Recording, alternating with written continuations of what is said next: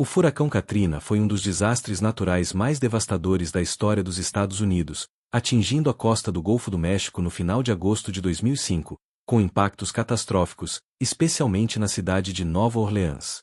Nesse vídeo, você saberá mais sobre esse desastre e seu causador, o Katrina. O furacão Katrina refere-se especificamente ao furacão que devastou a costa do Golfo dos Estados Unidos em agosto de 2005. É importante notar que, no Brasil, houve um ciclone tropical com um nome muito parecido, o furacão Catarina, que atingiu os estados de Santa Catarina e Rio Grande do Sul em março de 2004. Este foi o primeiro e único, até agora, furacão registrado no Atlântico Sul com características semelhantes a um furacão do Atlântico Norte. Embora os nomes sejam parecidos, são fenômenos completamente diferentes, ocorridos em bacias oceânicas distintas e com mais de um ano de diferença. Os nomes de furacões no Atlântico, que é a bacia onde o Katrina se formou, são tirados de listas pré-determinadas e são reutilizados a cada 6 anos. No entanto, quando um furacão é excepcionalmente mortífero ou destrutivo, o nome é aposentado permanentemente da lista como sinal de respeito pelas vítimas e para evitar confusão no futuro. Devido à sua magnitude catastrófica, o nome Katrina foi retirado da lista e nunca mais será usado para nomear um furacão no Atlântico. Ele foi substituído pelo nome Katia na lista de 2011, que é a próxima vez que a lista de 2005 seria reutilizada. É fascinante entender como o furacão Katrina surgiu, pois ele teve uma trajetória de rápida intensificação, passando por diferentes fases até se tornar o desastre que conhecemos. O Katrina começou como uma área de baixa pressão e perturbações atmosféricas sobre o sudeste das Bahamas, em 23 de agosto de 2005. Foi oficialmente designado como a Depressão Tropical 12, o primeiro estágio oficial na classificação de um ciclone tropical, o termo genérico para furacões, tufões e ciclones. Para ser classificada como uma depressão tropical, a perturbação no oceano deve satisfazer duas condições principais: ter um sistema de baixa pressão bem definido e uma circulação fechada e organizada de ventos, girando em torno de um centro claro, no hemisfério norte gira no sentido anti-horário. E os ventos máximos sustentados devem ser de até 62 km por hora. Em resumo, é um sistema de tempestade fraco, mas organizado, que tem potencial para crescer. No dia seguinte, dia 24 de agosto, a Depressão Tropical 12 ganhou mais organização e ventos, sendo renomeada como Tempestade Tropical Katrina. Foi o período de transição crucial que transformou a simples Depressão Tropical 12 em um sistema poderoso prestes a se tornar um grande furacão. Uma tempestade tropical é caracterizada por ventos sustentados entre 63 km por hora e 118 km por hora. É o estágio imediatamente anterior a se tornar um furacão. Nessa fase, a circulação dos ventos se torna muito mais organizada. As nuvens de tempestade se organizam em faixas espirais bem definidas ao redor de um centro que, embora definido, ainda não possui o olho característico de um furacão maduro. Dia 25 de agosto. Enquanto se aproximava da Flórida, o Katrina se intensificou para um furacão de categoria 1. Atingiu o sul da Flórida, perto de Fort Lauderdale e Miami, causando inundações e alguns danos, mas regrediu rapidamente para uma tempestade tropical ao atravessar a península. A fase de furacão categoria 1 do Katrina é o momento em que a tempestade atingiu a força mínima para ser classificada como um furacão, marcando seu primeiro toque em terra. Essa fase se caracteriza por ventos entre 119 km por hora e 153 km por hora. Após sair da Flórida, a tempestade tropical Katrina entrou nas águas extremamente quentes do Golfo do México. O Golfo do México, em agosto de 2005, tinha águas superficiais bem acima dos 26,5 graus Celsius necessários para a formação de furacões, e o Katrina encontrou pouca tesoura de vento, mudança na velocidade ou direção do vento com altitude, o que permite que a estrutura vertical do ciclone se fortaleça. Embora o Katrina tenha alcançado a categoria 5 em alto mar, sua chegada à Terra como categoria 3 foi suficiente para causar a catástrofe que se seguiu. Na escala Saffir-Simpson, a categoria 3 é um grande furacão, caracterizada por ventos sustentados entre 178 km por hora e 208 km por hora.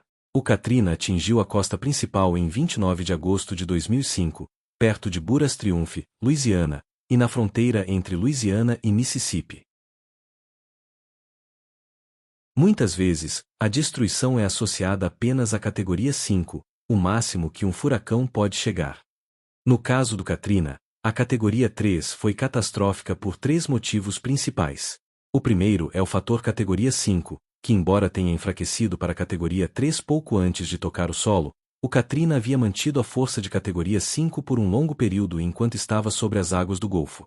O tamanho massivo e a pressão extremamente baixa que ele acumulou como categoria 5 empurraram uma quantidade gigantesca de água em direção à costa. O Storm Surge, que significa onda de tempestade, foi de 5,5 a 8,5 metros no Mississippi, o que é típico de furacões de categoria 4 ou 5. Foi esta onda de água, e não apenas o vento, que demoliu cidades litorâneas e, crucialmente, fez a água subir sobre os diques de Nova Orleans. A categoria 3 foi mais do que suficiente para testar, e consequentemente falhar, o sistema de diques e paredes de contenção de Nova Orleans, que foi projetado para suportar até uma categoria 3. A força e o volume da água causaram um rompimento de 53 diques e paredes, inundando aproximadamente 80% da cidade e causando a maior parte da tragédia humanitária. O Katrina era um furacão excepcionalmente grande. O campo de ventos com força de furacão e, principalmente, de ventos fortes de tempestade tropical se estendia por centenas de quilômetros. Isso significava que danos graves e inundações afetaram uma vasta área, incluindo toda a costa do Mississippi e partes do Alabama, além da Louisiana. A destruição causada pelo furacão Katrina em 2005 foi histórica e sem precedentes, afetando vastas áreas da costa do Golfo, mas focando-se em duas principais causas de devastação: a falha dos diques em Nova Orleans e a onda de tempestade maciça no Mississippi. A maior tragédia humana ocorreu em Nova Orleans, Louisiana, onde a maior parte da cidade está abaixo do nível do mar. O principal fator de destruição não foram os ventos, que chegaram como categoria 3, mas a falha maciça do sistema de diques e paredes de contenção que protegia a cidade. A força e o volume de água, a onda de tempestade, do lago Pontchartrain e dos canais de navegação foram demais para as estruturas. Estima-se que 80% da cidade ficou submersa. Em alguns bairros, a água atingiu profundidades de vários metros, permanecendo por semanas. Centenas de mortes, cerca de 1.577 na Louisiana, foram registradas devido aos afogamentos e às condições desesperadoras após a inundação, incluindo a falta de alimentos, água e atendimento médico. A inundação expôs profundas desigualdades raciais e socioeconômicas. As comunidades de baixa renda, muitas delas de maioria negra, foram as mais atingidas, pois muitos moradores não tinham acesso a transporte para evacuar e ficaram retidos em edifícios como o Superdome ou o Centro de Convenções, sem ajuda imediata. O estado do Mississippi, embora menos comentado que Nova Orleans, sofreu danos estruturais e geográficos ainda mais completos devido à onda de tempestade gerada pelo furacão categoria 5. Cidades como Biloxi e Gulfporto foram praticamente varridas do mapa. O Storm Surge, que atingiu até 8,5 metros em algumas áreas, demoliu tudo que era construído em madeira ou perto da costa. A força da água destruiu pontes, cassinos, que eram flutuantes e foram arremessados terra adentro, e até mesmo lajes de fundação de casas, deixando apenas destroços.